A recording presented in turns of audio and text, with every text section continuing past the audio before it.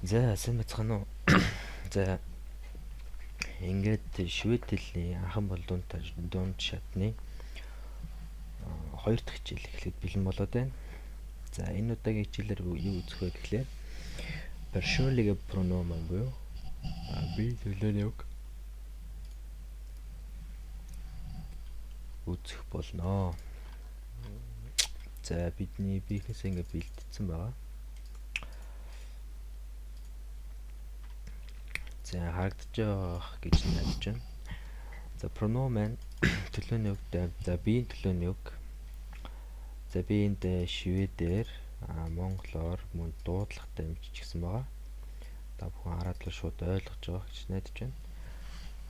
За ямар ч гэсэн дуудлагатай бичсэн ч гэсэн дээрээс нь нэмээд хэлээ явцсан. Тэрх яг бол хүний хэлж байгаа, тэгээ бичсэнийг унших, тэгээ хүний хэлж байгаа сонсох арай жоохон өөр байдаг.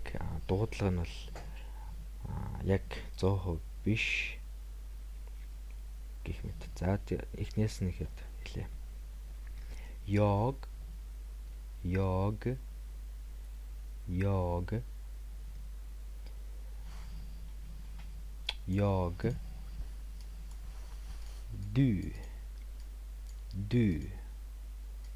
du han hon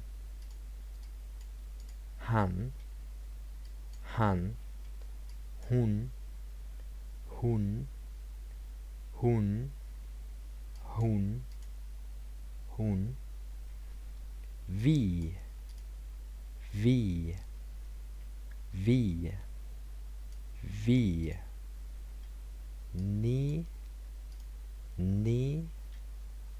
ni dom.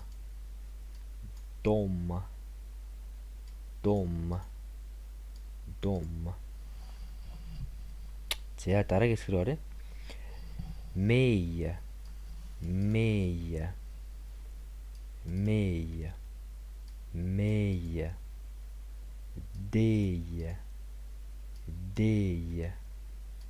dig honom henne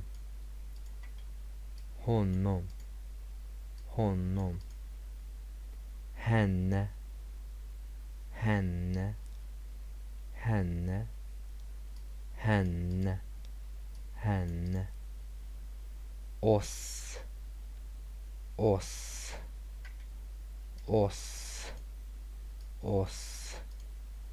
er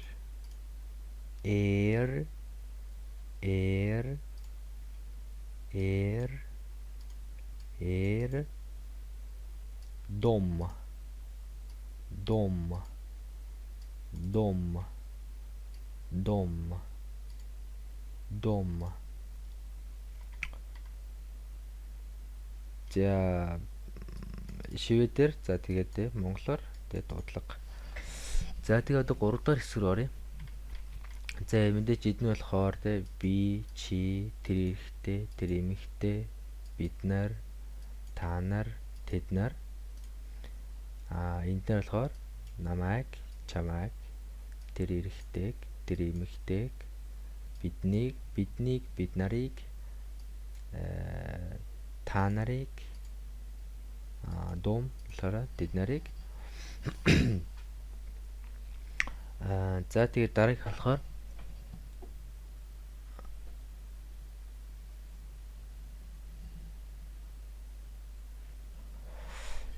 дараагийнх нь 3 дахь хэсэг болохоор min, mit, mina. За энэ гурван хэлбэр бол энэ гурван хэлбэрийн утга нь нэг миний эсвэл минийх гэсэн хоёр утгатай. За min, за энэ мэдээж дуудлагаар байна. Тэгээ эхнийх нь min, mit, mina. Min, mit, mina. Дараагийнх нь din, dit, dina. Din, dit, dina. Hans,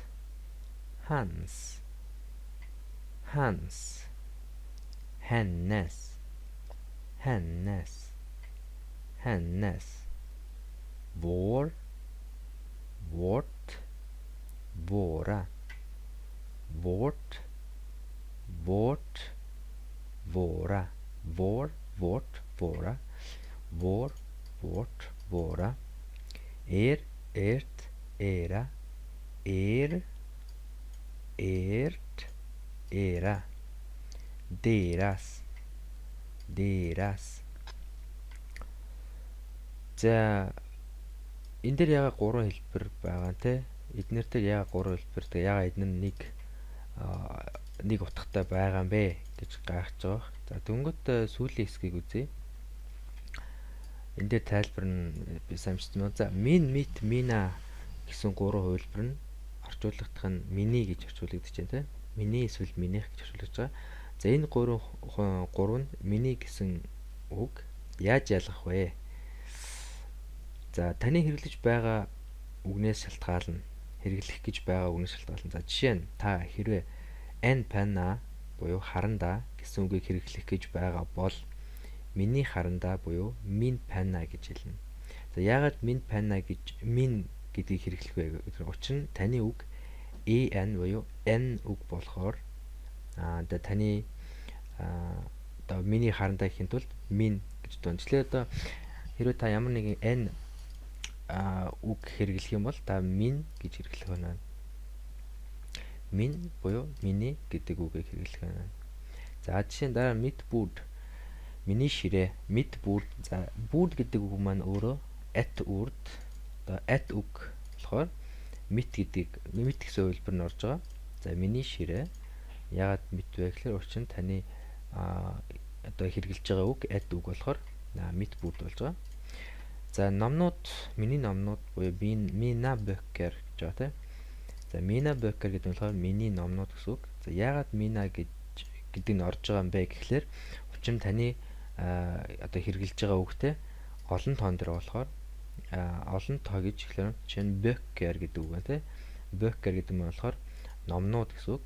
За энэ үгний маань одоо юу гэдэг үг маань n үг буюу n book буюу нэг ном n book n book. За мэдээж бид нэр дээр өгүүлбэрэн дээр böcker буюу олон тоон дээр хэрэглэсэн болохоор таны хэрэглэж байгаа үг mina гэдэг хувилбар хэрэглэх юм байна. За mina гэдэг хувилбарыг хэрэглэж байгаа тохиолдолд те mina book гэж хэлж болохгүй байх нь тийм үү. Mina гэдэг нь болохоор олон тоог эрхэлдэг болохоор илэрхийлдэг болохоор за дараа нь mina гэдгийн хаард орж байгаа үгийг заавал олон тоон дээр хэлэх хэрэгтэй байд юм байна.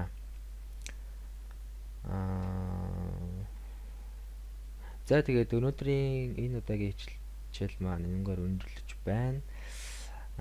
Ямар нэгэн асуулт байвал миний Facebook хаяг руу ч юм уу эсвэл энд тэнд шеэр хийж байгаа имжлэгийн дор комент үлдээж болно. За тэгээд дараагийн хичээл хүртэл уулзтлаа түр баяртай.